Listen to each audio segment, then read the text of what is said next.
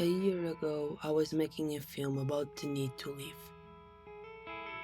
And now I'm making a film about wanting to stay. For those who have to hit the road again, shows what made me want to experience the world. This is a tribute to the people who make the world a place worth knowing. What pressure to live up to them. Well, a continuous goodbye.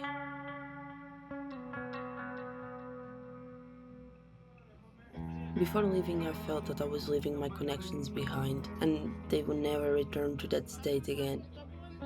Whether due to different stages of life or even the possibility of not wanting to return from Spain. And so, saying goodbye to my loved ones would end up being less temporary than planned. I think the uncertainty of what awaited me is harder for me than the concrete alternatives could actually be.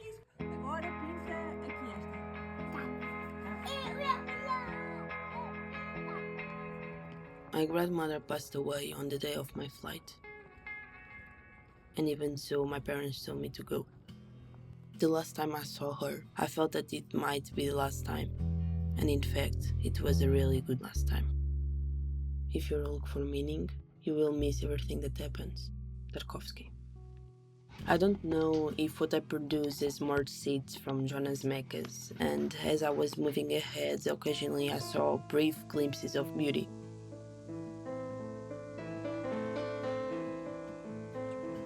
The Rains Malik and the Tree of Life.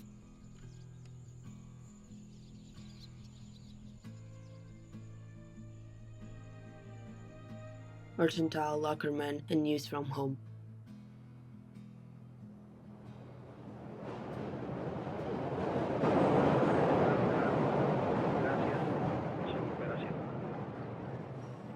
But I do know if I ever create something like Celine's song did 2 years ago, I would feel fulfilled. I have realized that my way of living more in the present and not so much in the future or the past is to talk about those past and future times, calming my nostalgia, ironically feeding it. I now create thinking about what happened or what is to come, and that is how I live in the present. But doesn't our work reflect who we are? I hope so, and I hope not. I grieve in the moment, fearing that something might happen, but not afterwards, when it actually happens. Because otherwise I would be the kind of person who call, right? Meta told me that this is why I am an artist. Only an artist could say this to another artist, and I would truly believe it. Or did she say filmmaker? I know, it doesn't matter. Relax, Pia. The idea is there anyway. I know. It doesn't take long for people to understand that for me, all tattoos I have or will have must have meaning. They speak of what I believe and think. Maybe I'm not just talking about tattoos. We stop remembering. The contours blur and only an emotion remains, as much of an idea. Time will pass, but I want to always remember with great affection what I experience, what I think and who I meet. My dog is no exception, and neither is Madrid. Everything is connected and intertwined, even when we don't realize it. I think each new sentence confirms the previous one. Almost the materialization of the butterfly effect, I would say. Butterfly, Alba's favorite word in every language, borboleta in Portuguese. And with her, I discovered my favorite love of all time. The first person was more temporary than this context, which is already so temporary in itself. Meredith is Canadian, a native English speaker. I think we would have been very important to each other during our stay here in Madrid. But she decides that this city is not for her, so she went to Italy and I promised to visit her. But maybe this was all that was meant to happen, nothing more. 3 encounters were enough to give me confidence in the language, enough to influence the way I got to know everyone after her, and then disappear. New chapter, new language, new city, new home. When I start to recognize buildings, streets, and even memorize the faces of people I passed by, who had the same routine as me, it was a sign that I was starting to feel at home there. In another language, it seems we need to create another version of ourselves. We are observing each other change without knowing it. The version presented to us may be new, but for us it is the only one. I have always had difficulty with the temporary, and now I am in the ideal context to find the balance of not depriving myself of experience, because I know they will eventually come to an end. Why is it easier to be vulnerable in a language other than our own? My way of connecting has always been through conversation, getting to know how someone else thinks and sharing the reasons that shape us into who we are now. But here I built intensity in other ways. I learned not to rely only on language. But how it's called? And Ray is right. Take your time getting to know someone without rush. It's a matter of sensing whether there is a spark without needing to understand where it comes from. Eventually we'll find out. It was only later that I realized that the language barrier was the best thing that could ever happen to me. It opened doors that in other contexts I wouldn't have known how to open. I also noticed your B tattoo. What does it mean? I didn't get to ask. Thank you for trusting me. I didn't get to say that either. You always drank tea with me when we got to work and after lunch. Now you have told me that you're drinking more coffee again, but maybe you're also smoking less without me there. I call you just a boy, but I hope you take it with the same affection I felt when you wrote friend on a painter's tape to describe me. Come on, we are so similar in the way we feel that I don't think it's difficult. You're the real star, just silly boy. Half the time I'm going to be here has already gone. It's going by too fast. I wish I could go back to the beginning. That would mean starting over, and I don't want to do that. I just want more time. Am I different? Am I being different? I feel different, so I'm different, right?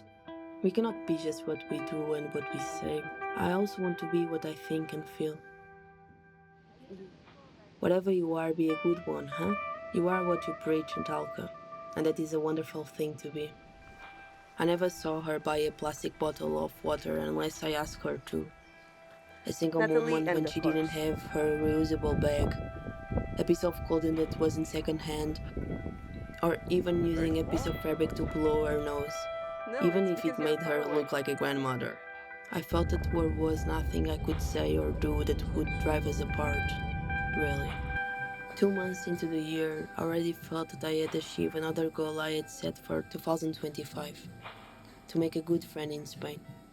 We had known each other for 2 weeks, and without knowing it, she motivated me to achieve ambitions she didn't even know I had. Aqui e agora, you made me a lucky person. Some questions that came up as the days went by. What will our last coffee be like? Will I leave first? Or will you pack first? Will we still have time to visit another city after this one? Will we be able to maintain in another country the friendship we are still building here? One of the oldest things associated with her is her desire to live in Madrid since she was a kid. Now I have the same desire as you, but you're not there. Will we eventually live again our memories in the city where we first met? When I doubt, I go running, choose pistachios, drink iced I never coffee, tried that. save sweets for the morning, don't smoke, but drink cider. How long is long enough to experience a culture, not just as a tourist? What is too fast for a relationship? We met on May 18th, when I already had filled my notebooks with things I couldn't forget from my return. I met you. You dream in a language I can't understand, said Arthur in past lives. I haven't shown you this movie yet, but it's in our list, don't worry. But I show you before sunrise on June 16th, without planning or realizing the significance of the day, which coincided with the day Celine and Jesse met for the first time. I don't need to explain. I think you're starting to understand how much these coincidences mean to me. My favorite movie in Before trilogy is the first one. Alberto's is the second. You have only seen the first one, but which one will be yours? I won't lie. I hope it's the first one too. Maybe I naively believe that for two people to be together, the ideal would be for them to feel the same way about life, right? But isn't it more adventurous for two people to have different favorite movies? who value, deal with, and show different ways of thinking and feeling to find a balance together. I always thought that we can learn a lot about a person through their favorite movies, how much they believe in love, or how much they want to escape reality, how much comfort they find in the abstract, or how much they value rationality. Are we what we attract? Or is it really opposites that attract each other? I was still telling you what brought me to Madrid, and you were already helping me to say goodbye to something you didn't even know, but you tried to understand. You became part of a dream I didn't want to end.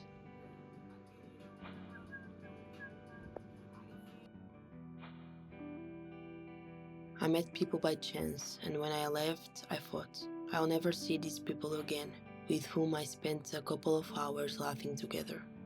I see progress in myself here. Maybe it's just a matter of trusting, really, even if I can't control it. I met someone who would be living on the road for another month. And when I asked her if goodbyes got easier, she replied, no, I'm more used to it, but I constantly have to remind myself that it's not a goodbye. What narrative structure does this film have? Classic 3 acts and an open ending? I create in the hope of not forgetting, of remembering.